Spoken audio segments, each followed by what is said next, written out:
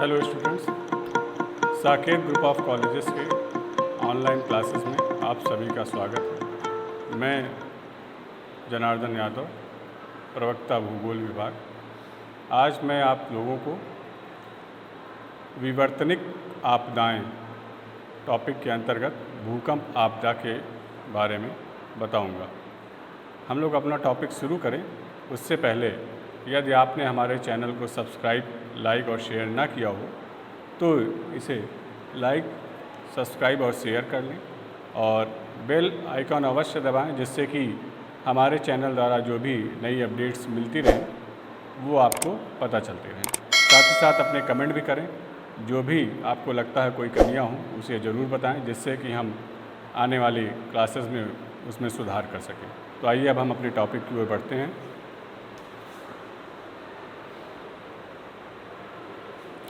आज हमारा टॉपिक है विवर्तनिक आपदाएं। विवर्तनिक आपदा का अर्थ होता है वे आपदाएं जिनकी उत्पत्ति पृथ्वी के आंतरिक हलचलों के कारण होती है, उन्हें हम विवर्तनिक आपदा कहते हैं। अर्थात जो आपदाएं पृथ्वी के आंतरिक शक्तियों के कारण उत्पन्न होती हैं और धरातल पर अपने भयावह प्रभाव को दर्शाती हैं, उन्हें हम विवर्तनिक आपदा कहते हैं। इन आपदाओं को अंतर्जात आपदा भी कहा जाता है। अंतर्जात आपदा से क्या तात्पर्य होता है? ऐसी आपदाएं जो पृथ्वी के आंतरिक भागों से उत्पन्न होती हों, उन्हें हम अंतर्जात आपदा कहते हैं। ये बहुत ही त्वरित होती हैं। त्वरित से तात्पर्य अचानक घटित होने वाली, जैसे भूकंप, सुनामी और ज्वालामुखी। ये तीन प्रमुख विवर्तनिक आपदाएं हैं और तीनों ही तत्काल घटित होती हैं। इनमें से भूकंप आपदा तो तुरंत होने वाली आपदा है। आज हम लोग इसी भूकंप आपदा के विषय में जानेंगे। तो सबसे पहले हम जानेंगे कि भूकंप का अर्थ क्या होता है। तो भूकंप, दो शब्द हैं इसमें, भू और कंप। भू का अर्थ होता है पृथ्वी और कंप का अर्थ होता है कांपना।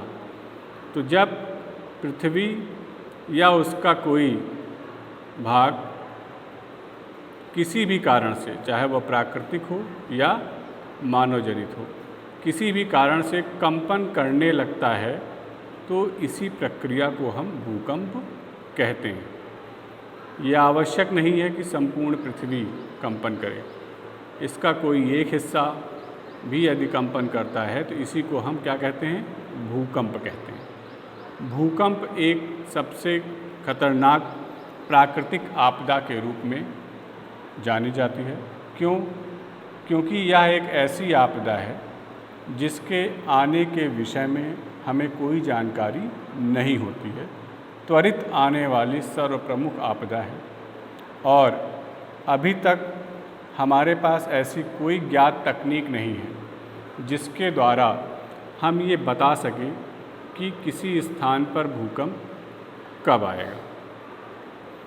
आज तक हम किसी भी भूकंप का अनुमान नहीं कर पाए हैं।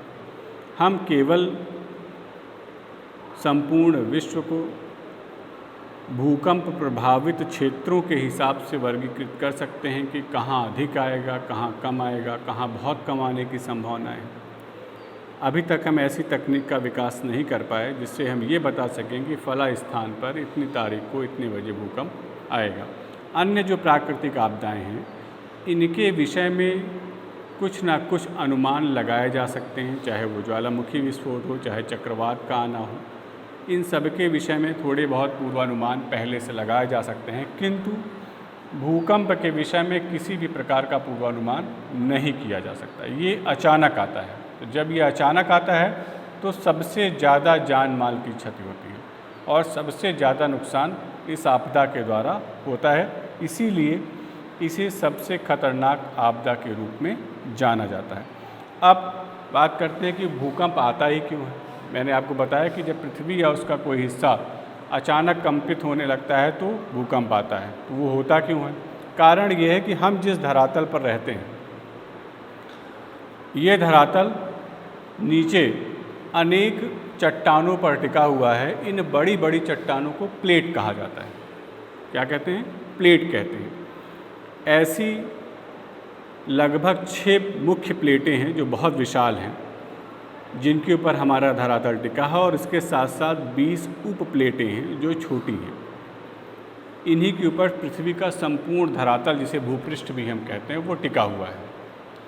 और जब उन प्लेटों में गति होती है तो ऊपर का धरातल भी अस्थिर हो जाता है। इसे यहाँ आप इस चित्र के माध्यम से देख सकते हैं। ये धरातल है, उसके नीचे एक प्लेट ए और दूसरी प्लेट बी।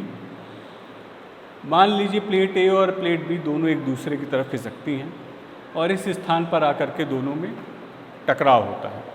तो जब यहाँ पर आकर के दोनों में टकराव उत्पन्न होगा तो सर्वप्रथम यहाँ पर कंपन होगा, अर्थात यहाँ पर पृथ्वी सबसे पहले हिलेगी। तो यहाँ सबसे पहले पृथ्वी हिलेगी तो इसे हम भूकंप मूल या अवकेंद्र कहते हैं। क्यों? क्योंकि सबसे पहले भूकंप की उत्पत्ति यहीं होती है। तो ये भूकंप मूल या अवकेंद्र यानी फोकस कहलाता है। इसके बाद यहाँ से तरंगें निकलती हैं।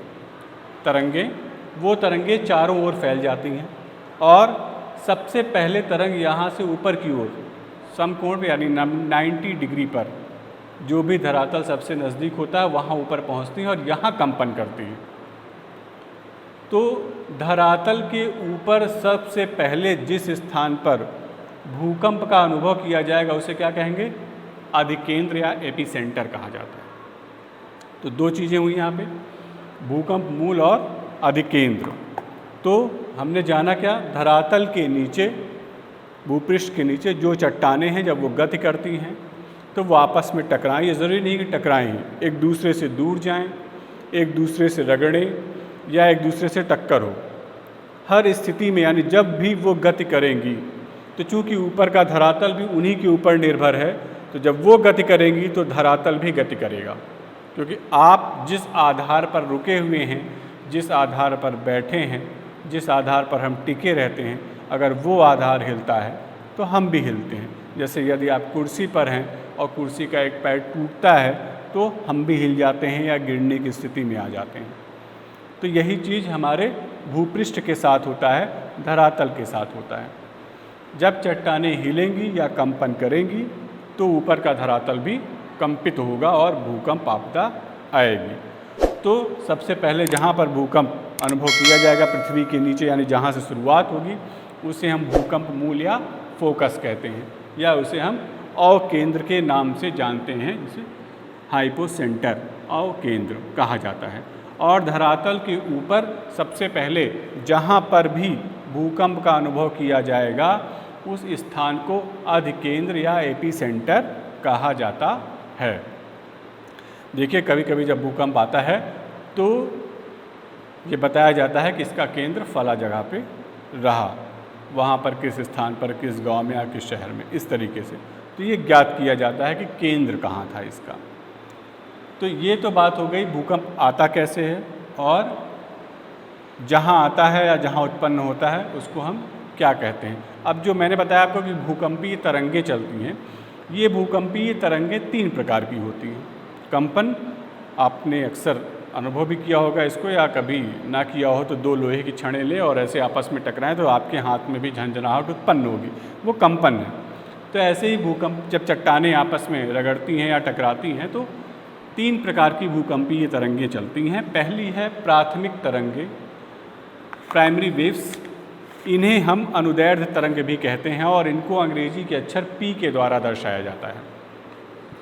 अंग्रेजी के अक्षर P के द्वारा दर्शाया जाता है। इनकी गति सबसे तेज होती है, यानी सबसे तीव्र, लगभग 8 से 10 किलोमीटर प्रति सेकंड की रफ्तार से ये गति करती हुई आगे बढ़ती हैं और चारों ओर संपूर्ण धरातल में चली जाती हैं। दूसरा आता है जो तरंग होती है वो है द्वितीयक तरंगें, सेकेंडरी वेव्स। इन्हें हम अनुप्रस्थ तरंग भी कहते हैं और ये तरंगें अंग्रेजी के एस अक्षर द्वारा प्रदर्शित की जाती हैं। इनकी गति प्राथमिक तरंगों से कम होती है, लगभग 7 से 8 या 6 से 7 किलोमीटर प्रति सेकंड के आसपास। इनकी एक विशेषता है कि पृथ्वी के धरातल में जहाँ कहीं भी तरल अवस्था पाई जाती है या जो धरातल द्रव अवस्था में पाया जाता है वहाँ ये लुप्त हो जाती हैं, वहाँ इनका अंकन नहीं किया जा सकता। तीसरा जो है वो है धरातलीय तरंगे, जिन्हें हम एल वेव्स के नाम से जानते हैं, यानी लैंड वेव्स के नाम से जाना जाता है। अंग्रेजी के अक्षर एल से प्रदर्शित करते हैं। ये सबसे धीमी गति से चलती हैं और भूपृष्ठ यानी धरातल के सबसे नज़दीक चलती हैं, देर तक चलती हैं, देर तक कंपन करती हैं, संपूर्ण धरातल को काफ़ी देर तक हिलाती हैं।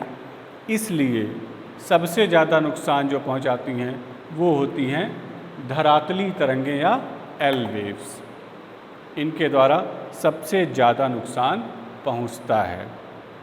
अब बात कर लेते हैं कि भूकंप का अंकन किस में किया जाता है। तो भूकंप का मापन जो होता है वो यंत्र होता है, भूकंप मापी यंत्र, जिसे हम सिस्मोग्राफ कहते हैं। इसके द्वारा हम इसका अंकन करते हैं। सिस्मोग्राफ में 2 स्केल बने होते हैं, जिन्हें आप रिक्टर स्केल और मर्केली स्केल के नाम से जानते हैं।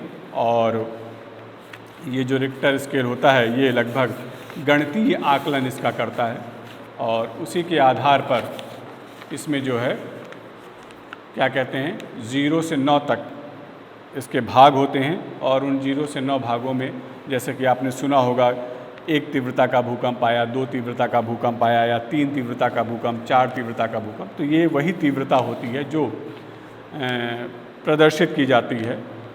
इसी तरह मर्केली स्केल होता है, लेकिन वो अनुभवात्मक होता है, अर्थात उसमें अनुभव के आधार पर भूकंप की तीव्रता को प्रदर्शित किया जाता है।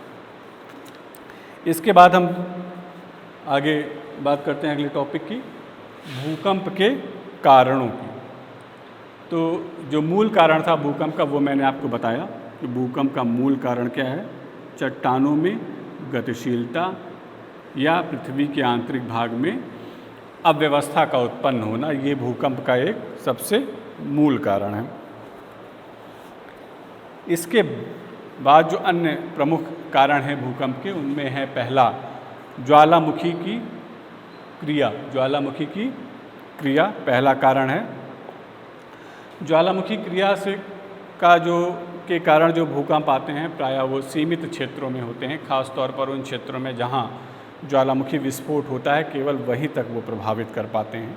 क्योंकि जब अचानक से ज्वालामुखी में विस्फोट आता है तो उसमें से निकलने वाली गैसें, लावा, चट्टानों के टुकड़े आदि इतना तेज़ी के साथ विस्फोट करके निकलते हैं कि आसपास का क्षेत्र कंपित होने लगता है।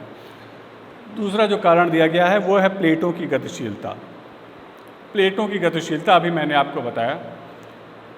जो भी प्लेटें हैं, जो 6 मुख्य प्लेटें जिनमें आपकी अमेरिकन प्लेट, प्रशांत महासागरीय plate, Indian plate, Australian plate, अंटार्कटिकी प्लेट हैं, ये सदैव गतिशील रहती हैं हमेशा। आपने पढ़ा भी होगा, स्वेस महोदय ने पृथ्वी की आंतरिक संरचना में बताया था कि 3 भाग होते हैं, सियाल, सीमा और निफे। सियाल सबसे ऊपरी परत ठोस अवस्था में, सीमा द्रव अवस्था में मध्य की परत और निफे फिर से ठोस अवस्था में आंतरिक परत। तो सीमा द्रव के ऊपर, सियाल की परत तैर रही। ऐसे ही जो 6 प्लेटें मैं आपको बता रहा हूँ ये हमारे धरातल के नीचे जो हैं वो गति करती हैं, एक तरह से समझिए तैर रही हैं और सदैव लगभग गतिशील ही रहती हैं, कभी खिसकना, कभी दूर जाना, कभी आपस में टकराना। तो उस गतिशीलता के कारण धरातल पर कहीं ना कहीं लगभग अस्थिरता बनी रहती है, आंतरिक भाग में अस्थिरता बनी रहती है। तो उस अस्थिरता को दूर करने के लिए, उस अव्यवस्था को ख़त्म करने के लिए, उस असंतुलन को संतुलन अवस्था में बदलने के लिए प्लेटों में सदैव गति होती रहती है। तो उस गतिशीलता के कारण धरातल के ऊपर भूकंप आते हैं और एक दिन में लगभग भूकंप मापी यंत्रों द्वारा या सिस्मोग्राफ द्वारा हमारी पृथ्वी पर 300 भूकंप के आसपास अंकित किए जाते हैं। यानी कि औसतन एक दिन में 300 भूकंप आते हैं। तो आप कल्पना कीजिए कि इसका तात्पर्य क्या हुआ कि प्लेटें लगातार गतिशील ही रहती हैं, तभी तो 300 भूकंप एक दिन में आ रहे हैं। अगर 24 घंटे में 300 भूकंप आ रहे हैं तो मतलब कि सदैव कहीं ना कहीं पृथ्वी का कोई ना कोई हिस्सा हिलता ही रहता है, वहाँ भूकंप आता ही रहता है। ये अलग बात है कि इसका परिमाण बहुत कम होता है, इसलिए किसी प्रकार का नुकसान नहीं हो पाता है। ये केवल सिस्मोग्राफ के द्वारा अनुभव किया जा सकता है। तीसरा जो कारण है वो है वलन और भ्रंशन। वलन माने चट्टानों का मुड़ना और भ्रंशन माने चट्टानों का टूटना। दोनों क्रियाएं आंतरिक होती हैं और जब कभी चट्टानों में दो तरफ से दबाव होता है तो चट्टानें मुड़ जाती हैं। चट्टानों में उस मोड़ की क्रिया को ही हम वलन कहते हैं और इस क्रिया में, चट्टानों के मुड़ने की क्रिया में जो धरातल होता है, भूपृष्ठ होता है, वो अस्थिर हो जाता है, जिसके कारण भूकंप आता है। और जो वलन और भ्रंशन की क्रियाएं हैं ये धरातल पर एक साथ होती हैं, क्योंकि यदि एक स्थान पर वलन की क्रिया होगी तो दूसरे स्थान पर भ्रंशन की क्रिया होगी।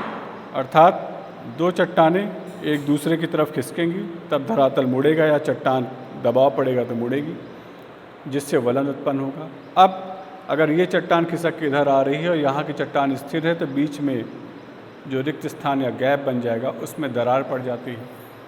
तो वलन और भ्रंशन की क्रियाएं एक साथ घटित होती हैं पृथ्वी के अंदर, तो भूकंप भी इनके कारण आते हैं। अब बात करते हैं चौथे कारण की। चौथा कारण है अभ्यांतरिक गैसों की मात्रा में वृद्धि। अभ्यांतरिक यानी पृथ्वी के आंतरिक भाग में विभिन्न प्रकार की गैसें पाई जाती हैं, जलवाष्प पाया जाता है। जब ये गैसें या जलवाष्प अधिक मात्रा में हो जाती हैं या इनमें वृद्धि हो जाती है, जैसे पृथ्वी के आंतरिक भाग में जो जलीय भाग हैं वहाँ से जल रिस करके गर्म चट्टानों पर पड़ता है तो वाष्प में परिवर्तित हो जाता है। और गैसों या वाष्प का एक गुण होता है कि प्रायः ये हल्की होती हैं और सदैव ऊपर की ओर चलती हैं। तो जब इनकी मात्रा ज़्यादा हो जाती है तो ये पृथ्वी के अंदर से बाहर निकलने का प्रयास करती हैं। तो बाहर निकलने का प्रयास करते हैं तो ये प्रायः उन स्थानों को ढूंढते हैं पृथ्वी के अंदर में जो कमज़ोर क्षेत्र होते हैं, और वहाँ से निकलकर या दरारों के माध्यम से भूपृष्ठ के पास यानी हमारे धरातल के समीप आ करके और वहाँ से निकलने के प्रयास में वो धक्का मारते हैं धरातल पर, या चट्टानों को ऊपर की ओर उठाती हैं, जिससे कि असंतुलन उत्पन्न होता है और इस प्रक्रिया में भूकंप आता है। पांचवा जो कारण दिया गया है वह है जलीय भार। जलीय भार से मतलब जल का पड़ने वाला दबाव। ये क्या है?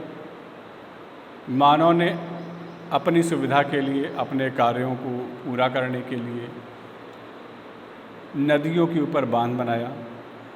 बांध बनाने पर नदियों का विशाल जलराशि विशाल क्षेत्र में एकत्रित हो जाता है, अपार जल उसमें एकत्रित रहता है इस बांध के पीछे निर्मित झील में, जिसका दबाव पृथ्वी के धरातल के ऊपर पड़ता है और वो दबाव आंतरिक चट्टानों पर भी पड़ता है। विद्वानों का अनुमान है कि जल के इस दबाव के कारण, इस जलीय भार के कारण चट्टानों में गति होती है या असंतुलन उत्पन्न होता है, जिसके कारण भी भूकंप आते हैं। तो ये जलीय भार के कारण आने वाला भूकंप है। और छठा जो कारण है वो है अणु बमों या परमाणु बमों का परीक्षण। अणु बम और परमाणु बम बहुत ही शक्तिशाली होते हैं। इनके विषय में आप ने इनकी शक्तिशाली, जैसे द्वितीय विश्व युद्ध के समय अमेरिका ने जापान के ऊपर 2 परमाणु बम विस्फोट किए और हमने पढ़ा है कि 2 शहर पूर्णतः नष्ट हुए, आज तक उनका प्रभाव रहा। तो क्या सोचिए कितनी ऊर्जा रहती है इसमें। तो जब हम इनका विस्फोट करते हैं, कहीं पर भी परीक्षण किया जाता है, तो इसमें से जो तरंगें निकलती हैं, जो कंपन होता है, वो क्या करता है, प्रभावित करता है और भूकंप आपदा आती है। इसके बाद टॉपिक है हमारा भूकंप के प्रभाव। बहुत ही व्यापक और बहुत ही विनाशकारी आपदा है। बहुत नुकसान, बहुत क्षति होती है मानव समाज, मानव संपत्ति को। नगर नष्ट हो जाते हैं, बड़े बड़े नगर, बड़े बड़े भवन, हमारी बिल्डिंगें, हमारे मकान इत्यादि गिर जाते हैं और मानव संपत्ति को नुकसान होती है। रेलवे लाइन, पुल, सड़कें इत्यादि जो भी हम बनाए रहते हैं, वो सारी चीज़ें इनसे नष्ट हो जाती हैं। बड़ी बड़ी दरारों का निर्माण हो जाता है। भूस्खलन होता है पर्वतीय क्षेत्रों में, जब आता है तो इनसे क्या होता है, भूस्खलन भी होता है। इनका विश्व वितरण, पृथ्वी पर जो भूकंप हैं वो प्रायः 3 क्षेत्रों में उनको हम वर्गीकृत करते हैं। एक परिप्रशांत मेखला अर्थात प्रशांत महासागर के चारों ओर का क्षेत्र है, वहाँ पाया जाता है। दूसरा मध्य महाद्वीपीय मेखला, ये यूरोप, अफ्रीका, एशिया, ऑस्ट्रेलिया महाद्वीप तक फैली हुई है, जहाँ जहाँ प्लेटें मिली हमेशा वहीं। और तीसरा मध्य अटलांटिक मेखला, यहाँ पर 2 प्लेटें आपस में मिलती हैं, तो यहाँ पर भूकंप की पेटी पाई जाती है। अब इस आपदा का प्रबंधन कैसे कर सकते हैं, तो आपदा के पूर्व प्रबंधन है, जैसे भूकंप प्रभावित क्षेत्रों का हम सर्वेक्षण कर सकते हैं, उनका मानचित्र तैयार कर सकते हैं। दूसरा, भूकंप से बचने के लिए सुरक्षा उपाय बताए जा सकते हैं, जैसे भूकंप रोधी भवनों का निर्माण इत्यादि किया जा सकता है। और आपदा प्रभावित लोगों को जागरूक किया जा सकता है। और इसके अलावा जो कारक भूकंप आने के लिए ज़्यादा सुलभ हैं, उनके बारे में पहचान कर लोगों को जानकारी दी जा सकती है। आपदा के पश्चात हम बचाव एवं राहत कार्य कर सकते हैं। लोगों तक कपड़े, भोजन, दवाइयों इत्यादि को पहुंचाया जाता है। क्षतिग्रस्त संरचनाओं और मकानों का निर्माण किया जाए। अर्थव्यवस्था को फिर से मजबूत करना और जो भी लोग विस्थापित हुए हैं उनके लिए पुनः जो है घर, मकान, संपत्ति इत्यादि बनाना, ये हम भूकंप आपदा से बचाव के कार्यों में कर सकते हैं। तो ये आज का हमारा टॉपिक था। आज के लिए इतना ही, और आप लोग हमारे चैनल को सब्सक्राइब करें, लाइक और शेयर करें।